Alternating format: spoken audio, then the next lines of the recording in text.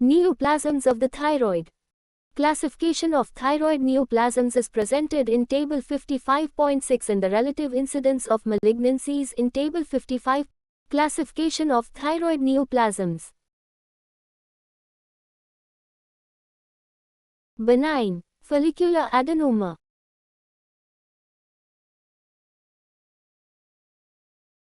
Malignant primary, follicular epithelium, follicular differentiated. Papillary.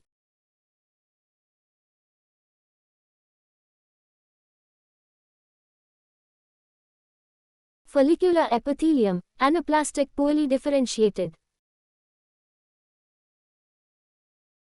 Parafollicular cells, medulla.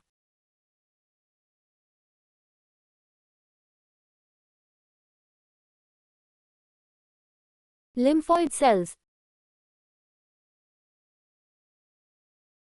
Secondary, lymphoid cells local infiltration, metastatic.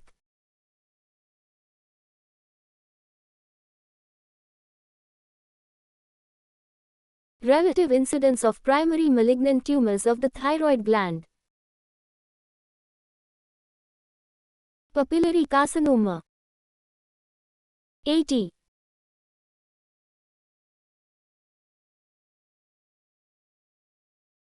Follicular carcinoma. 10.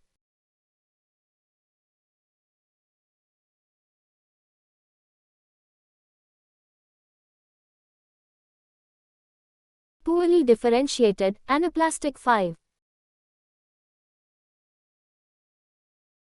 Medullary carcinoma. 2.5. Lymphoma. 2.5.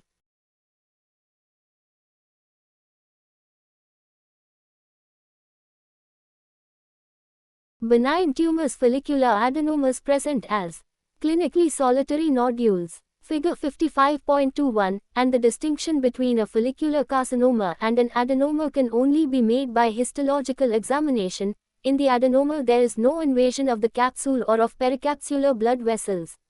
For this reason, FNA, which provides cytological detail but not tissue architecture, cannot differentiate between benign and malignant follicular lesions.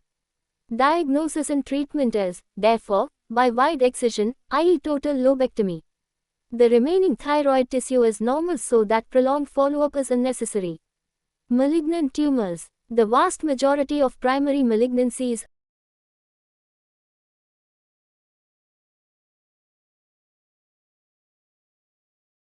are carcinomas derived from the follicular cells, Table 55.6. Such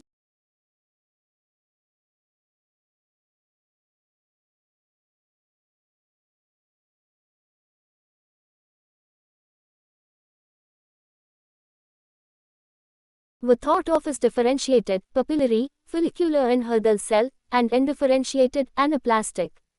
However, now an intermediate class of poorly differentiated carcinoma is recognized, which is likely to represent a state of dedifferentiated, between classic differentiated and undifferentiated diseases. The parafollicular C cells can undergo malignant transformation into medullary carcinoma, and thyroid lymphoma is another primary thyroid malignancy. In addition, the thyroid can be involved by direct spread from surrounding structures, larynx and esophagus, or metastases, most commonly from renal cell carcinoma. Lymph node and blood-borne metastases of thyroid cancer occur primarily to bone and lung and may be the mode of presentation, Figure 55.22. Etiology of malignant thyroid tumors. The great majority of thyroid cancers have no known etiological factor. The most important identifiable etiological factor in differentiated thyroid carcinoma, particularly papillary, is irradiation of the thyroid under 5 years of age. In the town of Gomel, Ukraine, the incidence of childhood thyroid cancer rose from less than 1 per million to 96 per million following the Chernobyl nuclear disaster. Short latency aggressive PTC is associated with the RET PTC3 oncogene and later developing, possibly less aggressive, cancers with RET PTC1. The incidence of follicular carcinoma is high in endemic goitrous areas, possibly because of TSH stimulation. Malignant lymphomas sometimes develop in autoimmune thyroiditis, and the lymphocytic infiltration in the autoimmune process may be an etiological factor. Clinical features of thyroid cancers. The annual incidence is about 0.8 per million of the population and the sex ratio is 3 females to 1 male. However, the incidence of PTC is increasing rapidly across the world. This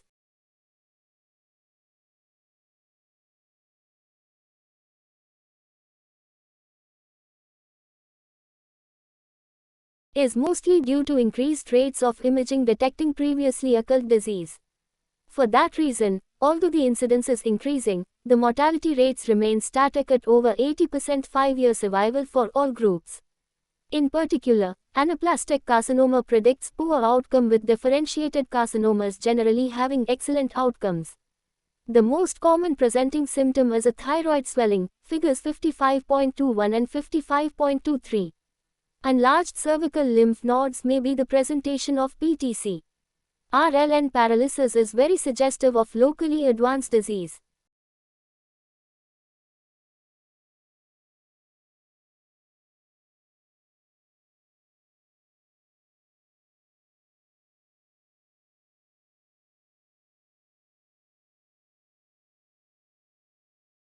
Anaplastic cancers are usually hard, irregular and infiltrating. A differentiated carcinoma may be suspiciously FRM and irregular, but is often indistinguishable from a benign swelling. Small papillary tumors may be impalpable, even when lymphatic metastases are present. Pain, often referred to the ear, is suggestive of nerve involvement from infiltrating tumors. Diagnosis of thyroid neoplasms. Clinical history and examination continue to be the cornerstone of diagnosis of thyroid neoplasms. As previously mentioned, radiation exposure and family history should be discussed. Examination of the central neck and regional lymphatics should be combined with assessment of vocal cord function. Biochemical assessment of thyroid function should also be considered in this FRST encounter, if not already performed. Following initial assessment, the next step is ultrasonography. This non-invasive investigation is most accurate at assessing thyroid swellings. Not only can a judgment be made on the presence, size and number of thyroid nodules present, but an estimate of risk of malignancy can be made depending on these findings. Following ultrasonography, lesions can be categorized as benign, indeterminate or malignant. Benign lesions require no further assessment unless surgery is considered for compressive symptoms. Indeterminate or malignant lesions should be investigated with FNAC. Occasionally, the surgeon will encounter a thyrotoxic patient. Such cases are one of the few indications for a radioiodine uptake scan. This allows assessment of the function of a nodule. Hot nodules are very rarely malignant. Cold nodules will require assessment as for all other thyroid neoplasms. Following clinical, ultrasonographic and cytological assessment, the vast majority of lesions will be characterized as benign, malignant or indeterminate. Further treatment will be planned accordingly. Certain situations require specific consideration. For patients with widespread nodal disease or suspicion of locally invasive disease affecting the airway, contrast-enhanced imaging should be considered. This should cover the neck and chest. This not only allows accurate assessment of any visceral invasion, but is superior to ultrasonography at deafening disease in the mediastinum and thorax. Concerns over the impact of iodine-containing contrast on delays to radioactive iodine therapy have been overplayed, and it is more critical that the surgeon has an accurate assessment of disease extent prior to surgery.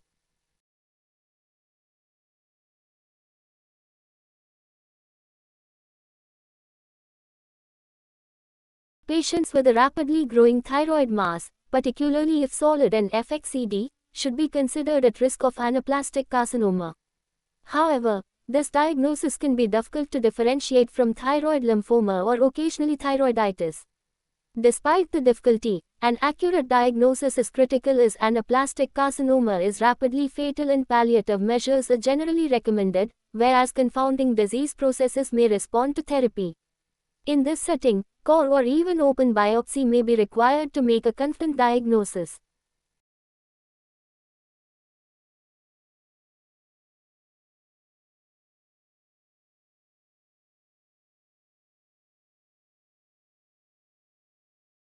Papillary thyroid carcinoma (PTC) is the most common thyroid malignancy. Interestingly, up to 30% of patients who die of non-thyroid disease have deposits of PTC in autopsy studies, suggesting that many patients live with this disease undetected. Nonetheless, when PTC is diagnosed, most patients will be offered treatment. The disease is known for its propensity for lymph node metastases. These are more common in younger patients, in whom they do not affect the otherwise excellent survival. This offending is in contrast to most malignancies, where the offending of metastatic disease confers a poor outcome. One contentious offending in patients with PTC is a high rate of occult micrometastases, as high as 40% of N0 patients in the central neck. Despite the presence of metastases, few patients progress to have clinically meaningful disease, and the role of elective nodal surgery is in question. Distant metastases are uncommon in PTC. Recently, increasing interest has focused on papillary microcarcinoma. This term is used to describe PTC that is less than 10 mm in size. These lesions are common, detected in about 10% of benign thyroid resections, and not associated with adverse outcomes, including recurrence or non-survival. As such, management and follow-up of patients with these lesions of doubtful clinical significance is controversial. In Korea, for example, national screening has led to a significant increase in these cases. In Japan, groups are opting for an observational approach without surgery. These studies have shown that at least 2/3 never progress. In the USA, some groups are attempting non-surgical management with ablation techniques using ethanol or radiofrequency. In most of the world, however, groups try to avoid diagnosing these small, insignificant lesions by limiting biopsies to greater than 10 mm lesions and being conservative in the management of lesions following their diagnosis.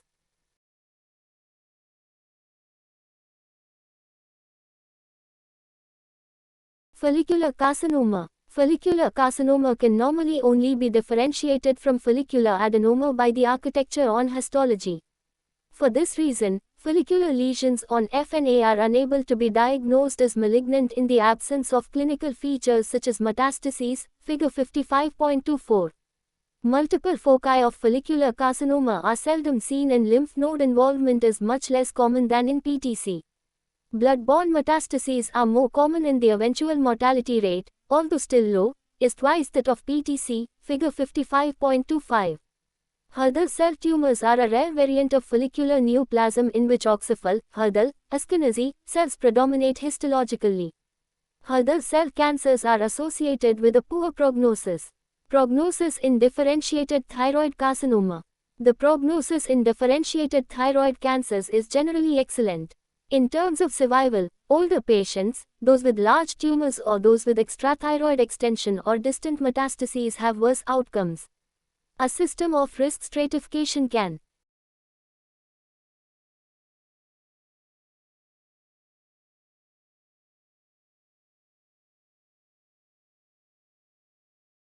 be used to predict the risk on an individual basis. In a young patient with a low-risk tumor, the risk of death following appropriate treatment is almost zero. In an older patient with a high-risk tumor, extrathyroid extension or distant metastases, the risk is as high as 55% at 5 years. Older patients with low-risk tumors and younger patients with high-risk tumors are an intermediate risk group. Nodal metastases deserve special mention. In younger patients, they predict for recurrence but not for death. This is because recurrent neck disease in young patients can almost always be successfully salvaged. In contrast, for older patients, neck metastases, particularly in the lateral neck, are a marker of distant metastases in some.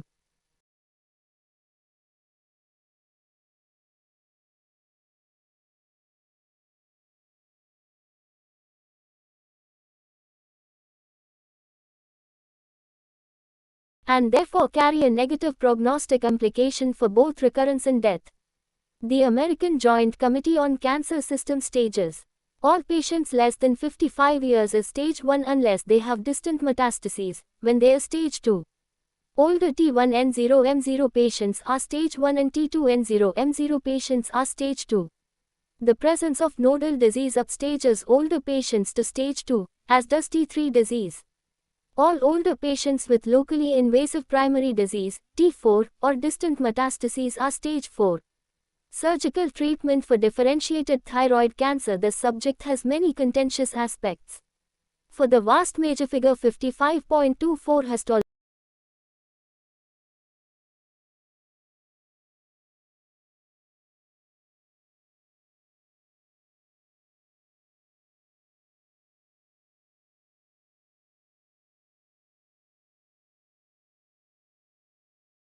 Of surgery. The low number of recurrences and deaths has made prospective trials difficult. As such, very few exist. The aim of surgery is to rid the patient of macroscopic disease, reduce the chance of recurrence and minimize surgical morbidity. Achieving a balance between these aims is critical. In addition, the surgeon must consider whether radioactive iodine is to be recommended. In low-risk cases this is rarely indicated, whereas in high-risk patients it is used almost universally. Risk stratification is therefore critical. In high-risk patients with nodal or distant metastases, total. Figure 55.25.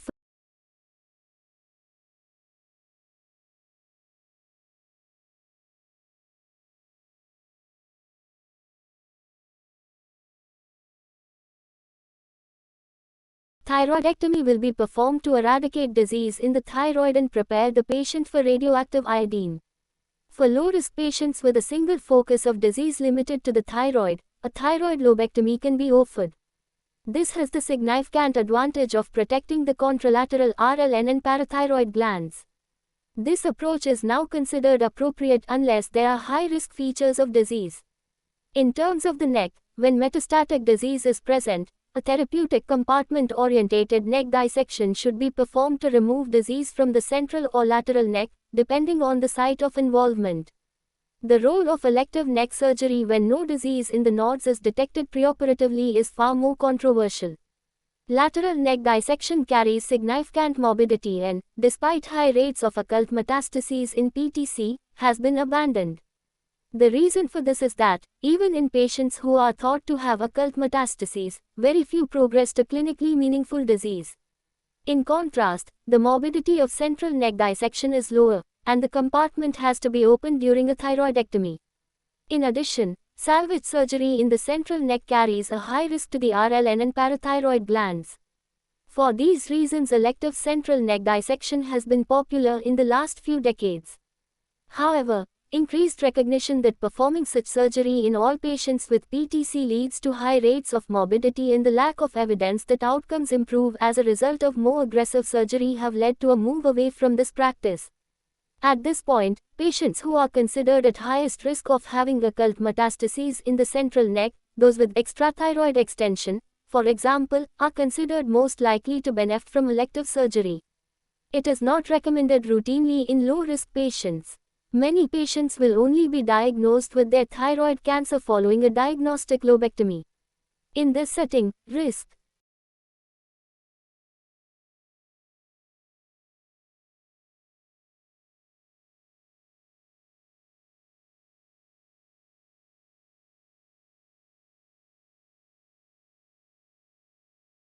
assessment is again critical. If the patient is considered low risk, further surgery is unlikely to be beneficial and active surveillance should be considered. This approach, pioneered in Japan, has been adopted in a number of centers for PTCs less than 1 cm as only 30% of patients develop tumor growth that requires intervention. Larger tumors in younger patients are at higher risk and radioactive iodine may be recommended, in which case completion thyroidectomy may be required. Given the complexity of decision-making in thyroid cancer and the different groups involved, surgeons, endocrinologists, radiologists, cytologists, pathologists and nuclear medicine physicians, all cases should be discussed in a multidisciplinary setting. Thyroxine following surgery, thyroid cells, both normal and malignant, can be suppressed using high doses of thyroxine. This was once considered routine for all differentiated thyroid cancers during follow-up. Again, risk stratification has modified the approach to these patients. Following surgery, patients can be considered high or low risk. For those patients at high risk from disease, thyroxine will be prescribed at levels that suppress TSH without making the patient biochemically hypothyroid. In contrast, low-risk patients may be considered for thyroxine replacement at physiological levels. In this patient group, a balance of benefit, remember these patients have extremely low rates of recurrence or death versus risk must be made. In particular, long-term TSH suppression can result in cardiac arrhythmia and osteoporosis. As such, the multidisciplinary team should consider all risks during follow-up to strike this balance.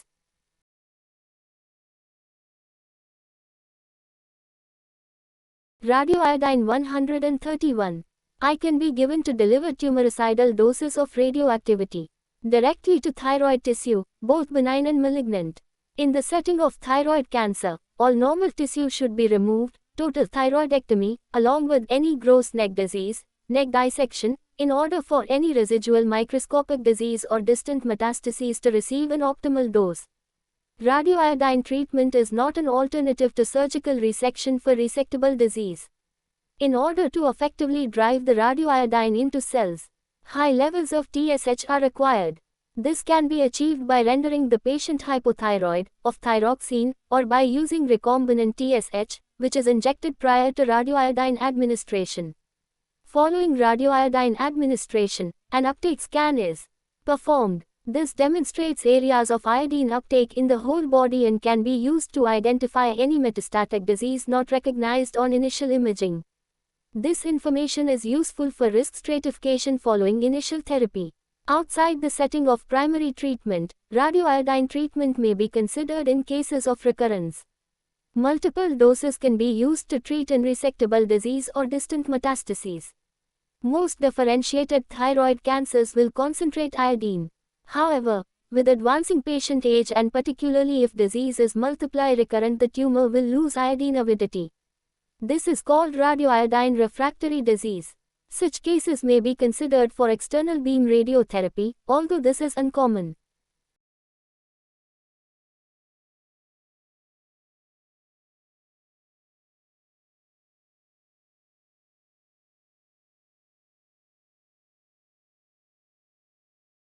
Thyroglobulin. Thyroglobulin is a tumor marker produced by normal thyroid cells in most differentiated thyroid cancers and offers an extremely accurate method of following patients postoperatively. If a lobectomy has been performed, the level will not be undetectable, but trends can be used to monitor for recurrence. Following total thyroidectomy, the aim is to have an undetectable thyroglobulin. Patients who achieve this point are at extremely low risk of recurrence.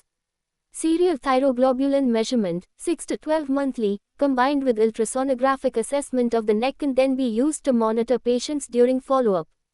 If an undetectable level is not achieved, the thyroglobulin can be followed. If it increases, imaging should be performed to look for gross recurrent disease. Resectable disease should be addressed surgically, and normally further radioactive iodine would be indicated. The role of radioactive iodine in a rising thyroglobulin without structural disease is controversial. Undifferentiated, anaplastic carcinoma. This is one of the most aggressive malignancies in humans. Thankfully it is rare. It may develop de novo or present as the differentiation of a papillary or poorly differentiated carcinoma. The disease is characterized by rapid growth, visceral invasion and distant metastases. The surgeon's role in this disease is crucial. Thyroid lymphoma can be incorrectly diagnosed as anaplastic cancer and so biopsy is critical. This can be done using a core or open technique. Management is controversial because of the extremely poor prognosis. Occasional patients may present with disease limited to the neck, which appears resectable on imaging. Such patients seem to have a slightly better outcome if treated with aggressive surgery in postoperative adjuvant therapy, radiotherapy without chemotherapy. However, in the majority, treatment is palliative. Those who develop airway symptoms are generally better managed without tracheostomy, despite the potentially distressing mode of death.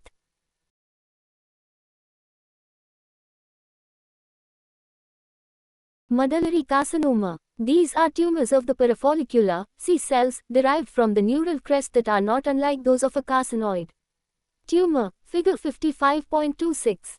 High levels of serum calcitonin and carcinoembryonic antigen are produced. Calcitonin levels fall after resection and rise again with recurrence, making it a valuable tumor marker in the follow-up of patients with this disease. Diarrhea is a feature in 30% of cases, and this may be due to 5-hydroxytryptamine or prostaglandins produced by the tumor cells. Medullary carcinoma may occur in combination with adrenal pheochromocytoma and hyperparathyroidism, usually due to hyperplasia, in the syndrome known as multiple endocrine neoplasia type 2A, MEN2A. The familial form of the disease frequently affects children and young adults, whereas the sporadic cases occur at any age with no sex predominance. When the familial form is associated with prominent mucosal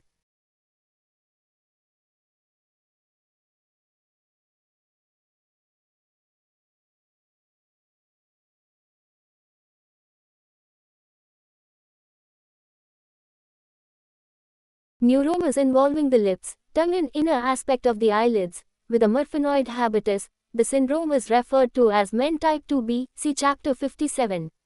Involvement of lymph nodes occurs in 55 to 60% of cases. And blood-borne metastases are common. Tumors are not TSH dependent and do not take up radioactive iodine. The prognosis is variable and depends on the stage at diagnosis. Any nodal involvement virtually eliminates the prospect of cure, and, unfortunately, even small tumors connected to the thyroid gland may have spread by the time of diagnosis, particularly in familial cancers. In common with many endocrine tumors, the progression of disease may be very slow, with a characteristically indolent course and long survival, even in the absence of cure. In familial cases of medullary thyroid cancer, genetic screening of relatives should be recommended, and the information used to make recommendations concerning prophylactic thyroidectomy. Some relatives may be monitored into adulthood with serial calcitonin monitoring. In contrast, the highest risk mutations are associated with early onset disease, and total thyroidectomy is recommended during infancy. Treatment: when medullary carcinoma is diagnosed, staging of the neck and chest should be performed. For patients with disease connected to the thyroid, total thyroidectomy is recommended to remove all C cells with elective dissection of the central neck nodes. If there is evidence of nodal metastases, gross disease should be excised, but the surgeon should be mindful of morbidity. Such patients are highly likely to develop recurrent disease, hence a pragmatic approach should be adopted, see chapter 56. Malignant lymphoma. In the past, many malignant lymphomas were diagnosed as small round cell anaplastic carcinomas. Response to irradiation is dramatic, figure 55.27, and radical surgery is unnecessary.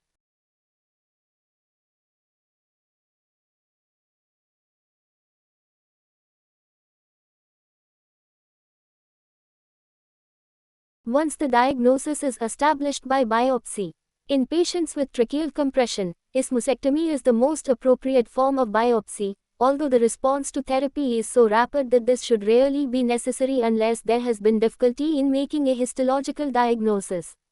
The prognosis is good, particularly if there is no involvement of cervical lymph nodes. Rarely, the tumor is part of widespread malignant lymphoma disease, and the prognosis in these cases is worse. Most lymphomas occur against a background of lymphocytic thyroiditis. Thyroiditis, chronic lymphocytic, autoimmune, thyroiditis, Hashimoto's disease. This common condition is usually associated with raised titers of thyroid antibodies. It commonly presents as a goiter, which may be diffuse or nodular with a characteristic, bossulated, feel or with established a subclinical thyroid failure. The diagnosis often follows investigation of a discrete swelling.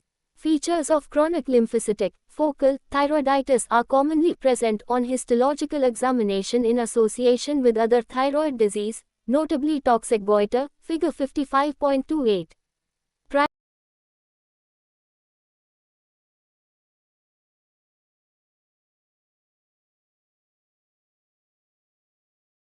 Myxedema without detectable thyroid enlargement represents the end stage of the pathological process. Granulomatous thyroiditis, subacute thyroiditis, Desquervain's thyroiditis. This may follow a viral infection. In a typical subacute presentation, there is pain in the neck, fever, malaise in a FRM, irregular enlargement of one or both thyroid lobes. There are raised inflammatory markers, absent thyroid antibodies, the serum T4 is high, normal or slightly raised, in the 1,2,3 uptake of the gland is low. The condition is self-limiting and, in a few months, The goiter subsides and there may be a period of months of hypothyroidism before eventual recovery. In 10% of cases the onset is acute, the goiter is very painful and tender and there may be symptoms of hypothyroidism. 1/3 of cases are asymptomatic but for the presence of the goiter. If diagnosis is in doubt, it may be confirmed by FNAC, radioactive iodine uptake in a rapid symptomatic response to prednisone. The specific treatment for the acute patient with severe pain is to give prednisone L0-20 mg daily for 7 days and the dose is then gradually reduced over the next month. If thyroid failure is prominent, treatment with thyroxine may be required until function recovers.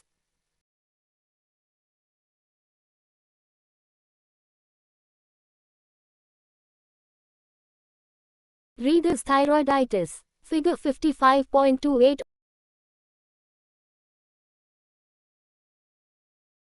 This is very rare, accounting for 0.5% of goiters. Thyroid tissue is replaced by cellular fibrous tissue, which infiltrates through the capsule into muscles and adjacent structures, including parathyroids, recurrent nerves in the carotid sheath. It may occur in association with retroperitoneal and mediastinal fibrosis and is most probably a collagen disease. The goiter may be unilateral or bilateral and is very hard and FXCD. The differential diagnosis from anaplastic carcinoma can be made with certainty only by biopsy, when a wedge of the isthmus should also be removed to free the trachea. If unilateral, the other lobe is usually involved later and subsequent hypothyroidism is common. Treatment is with high-dose steroids, tamoxifen and thyroxine replacement. Reduction in the size of the goiter and long-term improvement in symptoms are to be expected if treatment is commenced early.